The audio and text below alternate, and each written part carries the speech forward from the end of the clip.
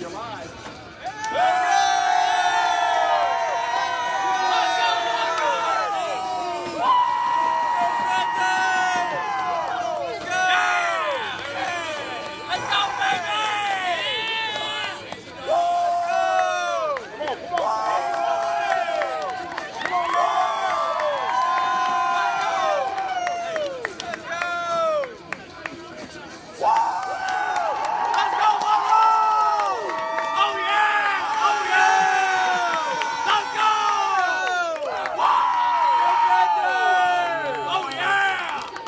Chris, you ready? Chris, you're going to be on this side over here. Over on the far left? Yep.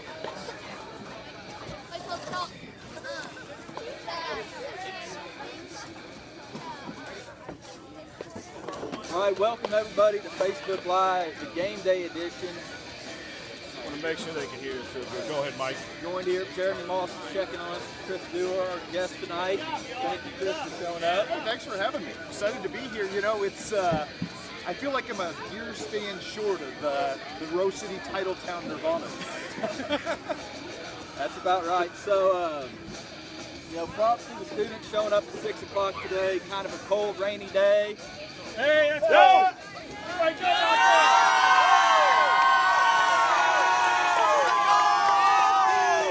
They may have a better setup than we do with ESPN. We missed the art department when we decided to do this. Next time we'll hit up the art department. All right, so we're going to start off with a recap of last week. Last week, Monroe City goes to Elias, comes out with a 34-28 victory, a game where...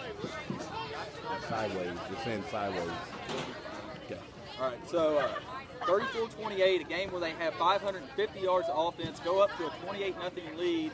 Elias is able to come back. Monroe City unable to punch it in after sustained drive in the third and fourth quarter. A minute 45, get the ball back in the tie game.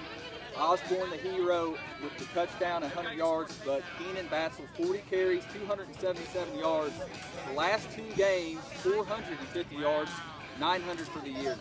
Unbelievable. I mean, for Keenan himself, not only Keenan, but kudos to the offensive front. Of course, the offensive lineman here in Monroe City, I'm going to give props for props due, and that's the big man, Jonathan Saxberry. Let's go, Jonathan Saxberry! Yeah. You know, one of the things, reading the articles in Jeff City, one of the comments the coach made was the nasty offense and that offensive line coming down to a 4A school and putting it on them to start the game kind of shocked them. And then, quite frankly, other than some errors at the end of the game and some other hiccups there in the second half, missed punching it in, let it down the field. If you watch that last play, next time you watch it on Facebook, watch those kick-out blocks. Defensive line gets kicked out. I think it was Max Hayes and Danny Denson leading the way for Zach Osborne to dive in there at the end of the game. I heard Coach Entjes say in the paper afterwards, too, it was really hard for them to simulate the wing tee. Couldn't get a really good practice look, and that obviously paid off. Got a chance to watch some of the highlights that we got from the first half over from our friends in Jefferson City, and you're right. The offensive line asserted itself in a way where if Elias is not checking the fullback in a wing tee system, that is the fatal flaw. That is the flaw you don't make, the venial sin, and that really was kind of the difference in the game. Obviously, as the numbers bore out, hey, give credit to the Monroe City defense for holding Elias under 28 points. That's an adjustment. It's a different kind of offense that Coach Entjes runs, and from what we saw, holding that team to 28 points is a huge feather in the cap. Yeah, you bring up a good point. This wing tee offense, when running effectively, it gets rolling downhill with the big man. And then from there, you're able to do some simple swaps, some changes into the handoff, some misdirection, and get your speedsters out in the open. And it's carrying out fakes, too. I mean, obviously, when Keenan didn't have the ball, you could see that all of a sudden, the Crusaders had to get his attention and had to go back the other direction. And great fakes make the wing tee run. And I've mentioned this probably every Facebook Live. When I played, Jeremy played the double tight power running game. That was the norm. That's what everyone around here ran. Now that's become the exception. The spread was the exception then. Now the power game is the exception, and it just causes challenge. We were talking during the West Hancock game that was the first time we've seen the first non-spread team we've seen all year. So it was wing T versus wing T the first time all year long. Well, and the originator from the Augustana wing tee, Jim Unruh, whose dad basically put that together. So, yeah, you're getting every derivation of the wing tee in that game between West Hancock and Monroe City. and that's where the wing tee here came from, was that Jim Unruh through Rocky, was to Coach Kirby and every variation of it. So we're going to transition a little bit to the softball. Hey, how about that softball team last night? How about that softball team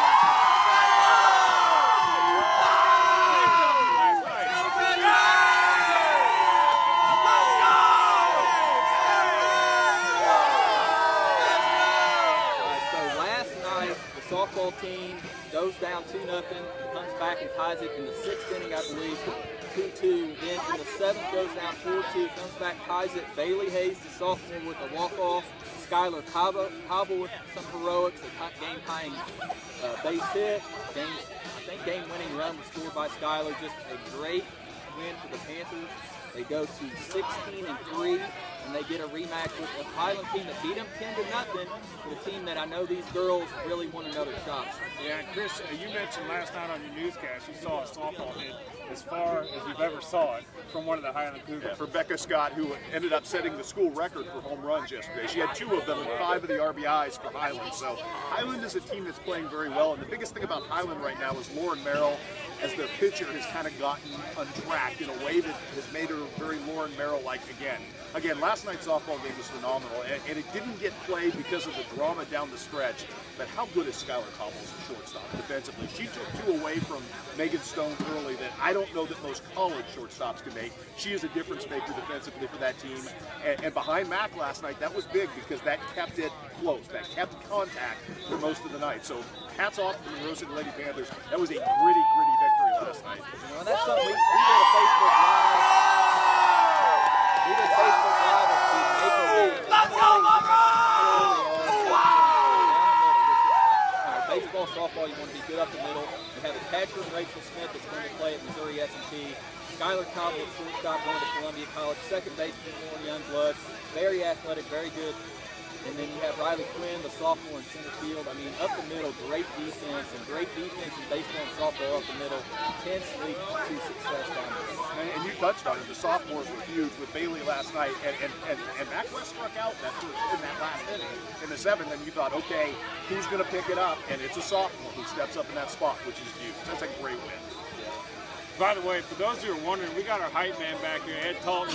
You don't see him on the screen, but let me tell you, he's making it happen with these boys and girls back here behind us. Yeah, give it up for Ed.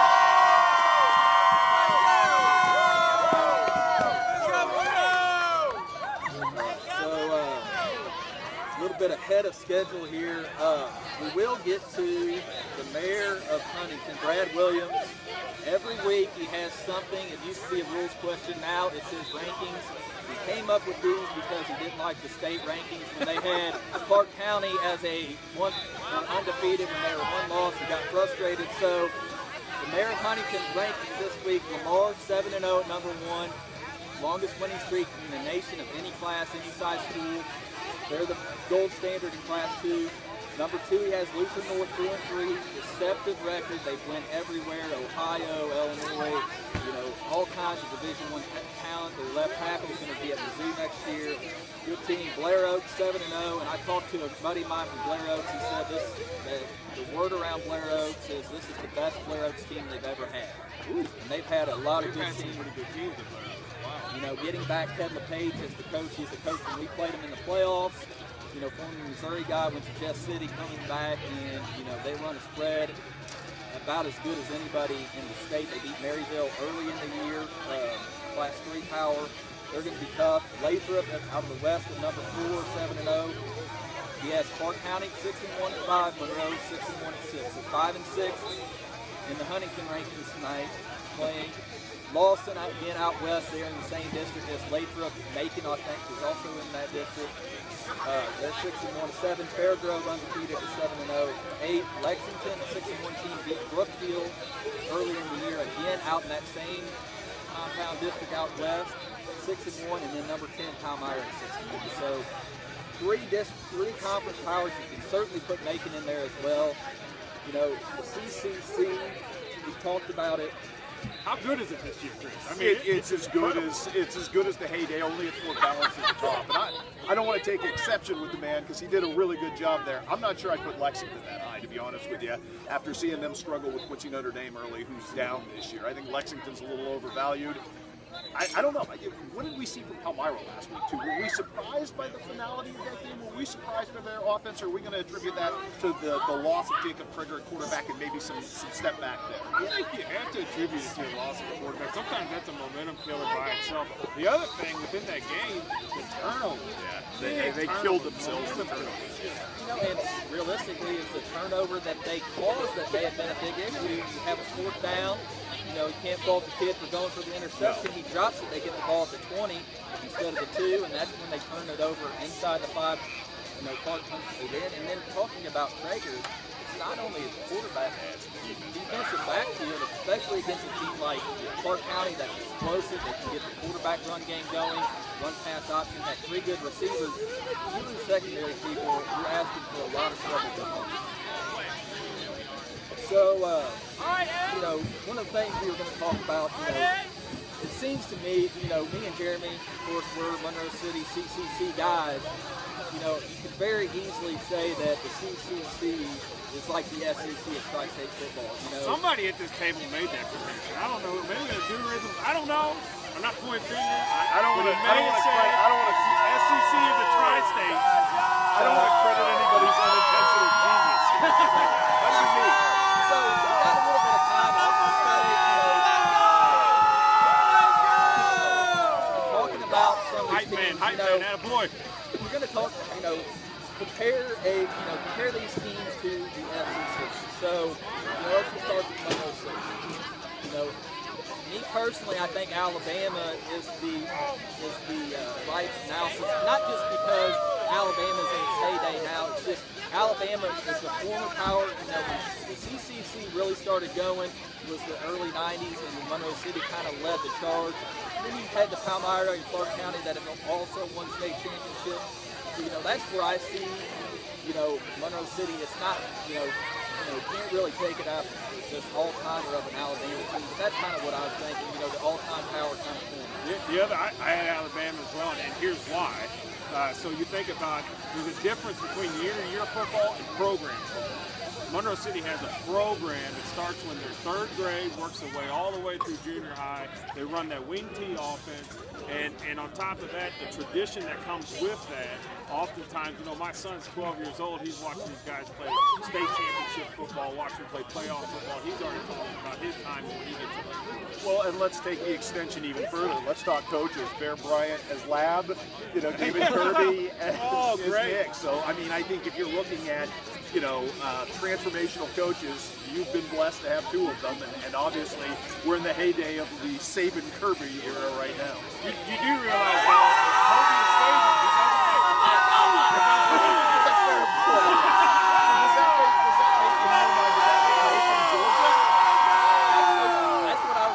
Clark County. Okay, Clark County of Georgia. And the reason for that is you have a Clark County program, you know, through my years and my play, a team that, you know, had a lot of good records, playing at Tri Rivers and come up empty time after time again with the West. And now you've seen Georgia with Kirby Smart years coming up, and now, you know, they are a legitimate threat to the West, legitimate national championship threat, state championship threat in this regard. And that's why I have Clark County. Okay. I was with Mike for the same reason. You know, Clark was a little funnier of a play, you know, if you're doing that, because I think this year it's a very different Clark defense. And it's a Clark defense that, you know, from what they do, maybe there's an Alabama compare there with their ability to be able to stop people and impose themselves up front. I would have went Georgia with Macon just because dynamic quarterback, and Keith Glass is a guy who gets wide receivers open in space, does it very, very well. They didn't have that rhythm that night against you guys here, but when the wide receiver game is working, and Nash Waller can wing it. I mean, so they're an interesting call. You bring up a good point, and they did hit the quick slants like crazy with this. They do. I mean, we gave them cushion, we gave them 10 yards, and they took advantage of it the entire second half, made some adjustments. So I think that's a good point. All right, so did y'all have anybody for Palmyra. Here's what I have for Palmyra: LSU. Okay. Oh, that's not bad. Good defense. That's actually nice. You know, Not bad at all. A good defense. Could've A went team with that certainly has a shot every game of winning the game, but you know, sometimes that offense just doesn't quite get on track. That's why I had LSU. That makes a lot of sense. Yeah, Their I think defense has been great. That's a good call. You know, we could have went a lot of directions. Of course, we're homers here at Monroe City, so we could have went a lot of directions in Palmyra. I think that's a very nice. That was message. diplomatic. That's yeah. it. That's a Very good word. Very diplomatic. diplomatic. And by the way, great football program as well. Great Indeed, football. A fantastic. lot of history, a lot of tradition in Palmyra. And a lot of respect between the two programs. Yes. I know that rivalry is, you know, what it is, and it's great. But it's great for all of us on the outside. As the outsider here, on the outside looking in, I mean, people in Quincy, people to the direct east know when it's Monroe City Palmyra. They know because they love it and they value the culture that comes from it. I get the sense within the Clarence County Conference there's becoming more of that type of, I don't want to call it rivalry, but even between Monroe and Clark, there's such, when you get so many good programs in one conference, every game becomes a big game, and it becomes a rivalry feel almost every week. I think a lot of credit for that to Ethan Allen and to Brian Clens because they've done a phenomenal job elevating this program. And you remember what it was when they took over, and they have brought it back in a major way, and they do a fantastic job. We're all going to see it tonight. So, you know, we'll have our, you know, I will definitely have some more analysis, but, you know, as someone that's seen Clark more than we have, you know, obviously I'm called every game, Jeremy's called a few games, you know, what can we expect from the offensive defensive side of Clark County? I think you're going to expect the unexpected offensively with what they do tonight. You know, looking out there, Spencer Gregory is going to get the call at running back. They become more of a fullback team than an explosive team. Gregory's been very good. I mean, there aren't going to be a lot of huge runs, but he's going to 4 and 5 yard get to death and try to gash it that way. What you can expect from London Brunk is he is a master of getting you off kilter and off balance. You give him time in the pocket, he will find a way to beat you. You flush him from the pocket, he might be more dangerous in that direction, which, you know, I think he's befuddled Palmyra the last 2 years just because of that ability. You don't know if you're Marty Smizer, whether to hem him in or to let him go, what the pick your poison is. That's what you can expect offensively. Defensively, you can expect them to be aggressive. They're going to run that black death distillation that they run. Linebackers coming, trying to get run blitzes going on. I mean, it's the typical stuff we've seen date back to Hamner to the Phil Light system. So it'll be a really interesting test for that Monroe City offensive line tonight. Maybe the toughest test they face today because of the pressure that's going to come to the gas. I think, too, I was looking at just some highlights, and they have an extremely physical offense. They do. They're going to pound it. They're going to do a combination of things. They're running the pistol, they're running the shotgun spread. But there's a lot of sweet plays where they pull that opposite side guard, load up one side, down block with the tight end, get that guard out in front of the quarterback, and get your athletic playmakers in space like Lance Gregory. And then Brunk, the run-pass option along with pulling and running, that's going to be tough for Monroe. We struggled with that against Macon. That was tough for us to set the edge. Well, and Brunk's more dynamic, I Yes. think, than Matt Wall is. Okay, so, now let's just go on. You know, we're a little ahead. Let's go on with picks. We just have a little bit more time to analyze. So we're going to do all the CCC games, and then we're going to end with the game here in Clark County, Monroe City. What y'all think? Let's go! Let's go!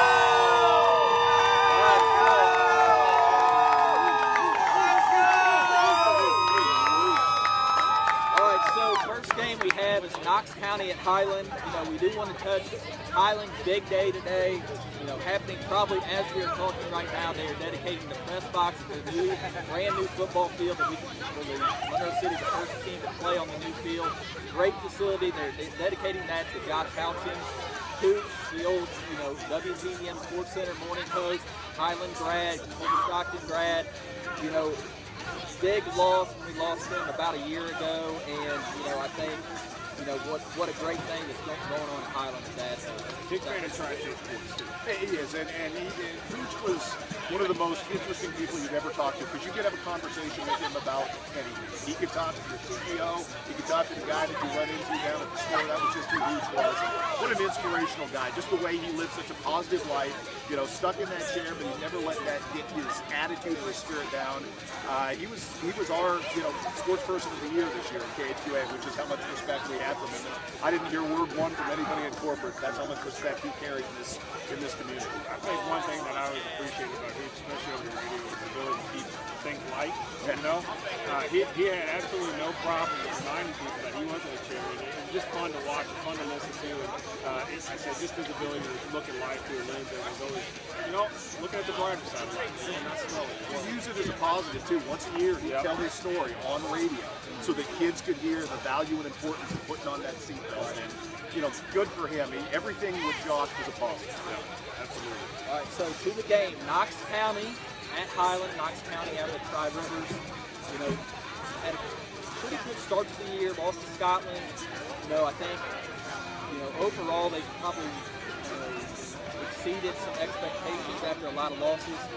Chris, who do you got?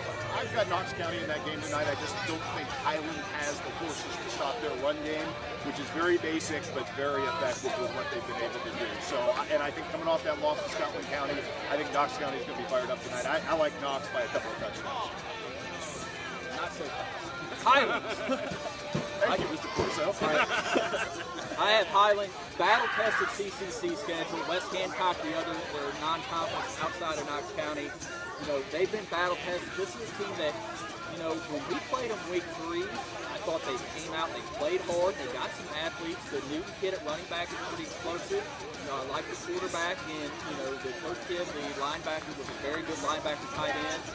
And they played Clark County hard week 1. I think, the trouble that you have if you're Highland is it's tough to learn how to win. It's probably a program, we've seen it with Louisiana. Louisiana gets off the hump.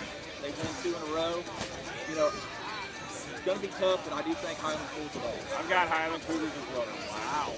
All right, and then Doubling up on you, Chris. right. Doubling up. Ryan Watson from Oklahoma sent me his picks. He says, emotion of the night, props to Highland for dedicating it to Hoop. He goes to Highland as well. So, next game in the CCC docket, Brookfield at South Shelby. Yeah. I've got Brookfield. I think Brookfield's ready to win. I think they've been a team that is one of the strangest one-win teams that we've ever seen in a long, long time. They have defended everybody very, very tough. They just haven't been able to get untracked offensively. South Shelby's defense has struggled this season, and this is probably the right panacea. It wouldn't surprise me if Rob Will pulls off a Rob Will special, but I've got Brookfield. I also have Brookfield tonight. 24 points given up the first 3 weeks. Any high school football coach would look at that and cheer. Yeah, absolutely. And consider themselves 3-0 moving on to week 4. Brookfield, unfortunately, ends up 0-3. And in my opinion, I said this week over week, they were originally the best winless team in the state. Now they're the best 1-5 team in the state. I got Brookfield tonight. I got Brookfield as well. I think they're just, and Ryan, just the record, Ryan, too big up front was his analysis. I think with Brookfield is, very good defensively, very good line. I think they missed, their offense is just mismatched. They don't have, what they have a lot of power game, but they just can't quite get that passing game going. I do think they have enough to get South Shelby. So, next on the agenda, the West Hancock continuing their tour of the CCC at Centralia. Chris, your thoughts? Well, you guys might have been the best thing that ever happened to West Hancock because they played with a passion and a power that we haven't seen from them all season. And I think they might have been a team that was feeling their oats a little bit coming into this season and realized they're not as good as they thought they were against Clark County and especially against you guys. Last 2 weeks, my goodness, Bryce Wilson has had 10 touchdowns in 2 weeks since he had 10 yards against you. I like Centralia. I like Centralia in this matchup. I know this is not a typical Centralia defense, but I like the weird things they do offensively. I think Durant's played as well as any quarterback the last 2 weeks that we've seen, and I don't think West Hancock has the horses to stop it. I'm with you. I pick Centralia. I will say, what a tough introduction to the CCC for West Hancock. It has been. Just a tough year to choose to make that game and run through there. I will say I think Bryce Harper's going to run the ball hard.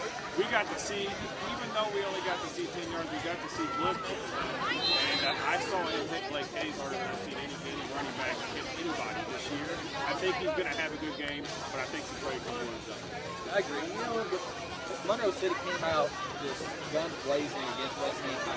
Scored him up front, but I thought the Dewey kid looked pretty good. That Corvea kid was the other wing back. That was his first game. He actually led him in carries that game. He got the first down, very first play of the game, and then he just kind of went down. And of course, they punted away, and Blake Hayes goes for a big punt. I think they got shell shocked because Monroe came out and bombed early. And in fairness, Monroe's coming off a loss to Macon. not a good week to draw that card. No, that was a tough draw. And a West Hancock team that's where they lost. They lost a ton up front, and we played Clark County and Monroe City. I got Centralia too. Ryan, Centralia, they're playing good ball right now. I think Centralia has made enough adjustments that they can, withstand maybe their lack of size up front, which is something we're not familiar with. They got very fast linebackers, and I think they got some receiver kids that, came and, they ran a lot of jet sweeps and stuff. They look good. So, 2 more picks. Making at Palmyra. What do y'all think about Palmyra?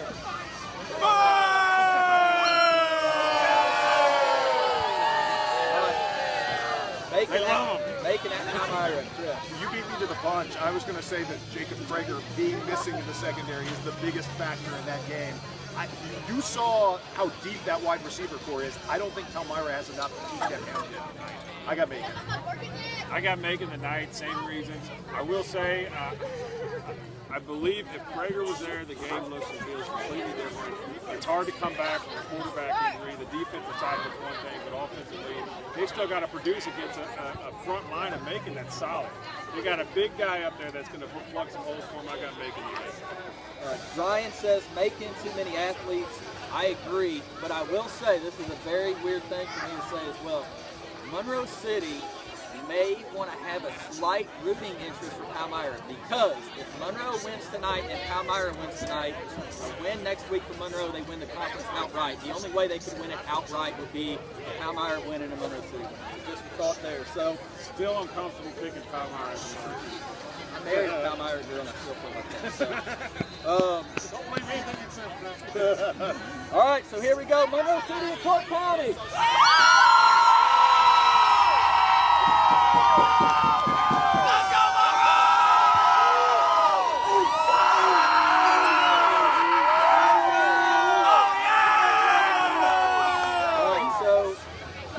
Clark County 6-1, Monroe City 6-1. I'm going to do a piece of the game and doing play-by-play. I'm not going to make a pick. What I'm going to say is Monroe City, when they're on offense, the key is we got to get Keenan established early. The problem that Clark County's going to come in. They're not going to run a 4-3 like Elias did. They're not going to come, over the guards and leave the center wide open. Clark County's going to know how to play the wing tee. They're going to come and take away Keenan, but Monroe City has got to find a way to get him early and often, because once you get him going, it opens up the outside guys, it opens up Zach, opens up the passing game for KO. I think that is the key. If Clark comes out and they can stop the fullback and the wing tee, and go in their direction. When Clark is on offense, Monroe City has to keep Grunt in the pocket. Issue last 2 weeks running quarterback Brock Wood, though not a natural quarterback in any way, but he's still the guy that gets the ball in the shotgun. He's able to get loose, and we saw it last week with Elias' quarterback, who's a very good athlete. We saw that Macon is to get pressure. Max Hayes and company Saxbury can get pressure, but he makes one guy miss and gets outside in big plays. We saw it in Macon early. We had a 3rd and 4th down at 15. They're able to get that. Grunt is that kind of athlete. He's still a good thrower, so you've got to respect it. That's why, cornerbacks are going to have to respect it, so they can't hide a lot of that containment. It's going to be up to the defense ends and outside linebackers. So that's my key. Clark County, if they can get Grunt outside, it's going to be hard for Monroe City. If they stop it, we can. First pick, Ryan says, I can never pick against my boys in black and gold. Go Monroe City.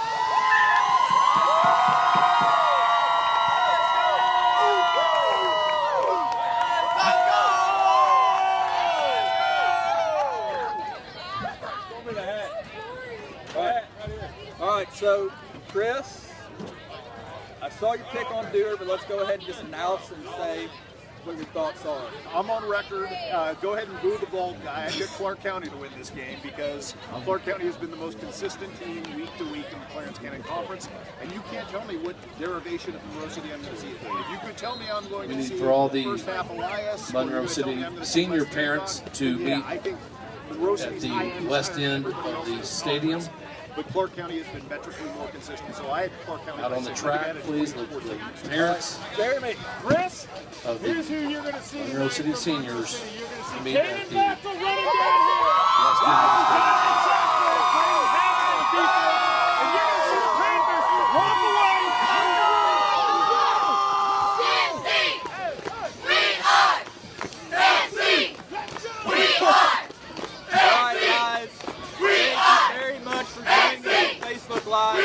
Chris Duerr, doing great sport, helping us out.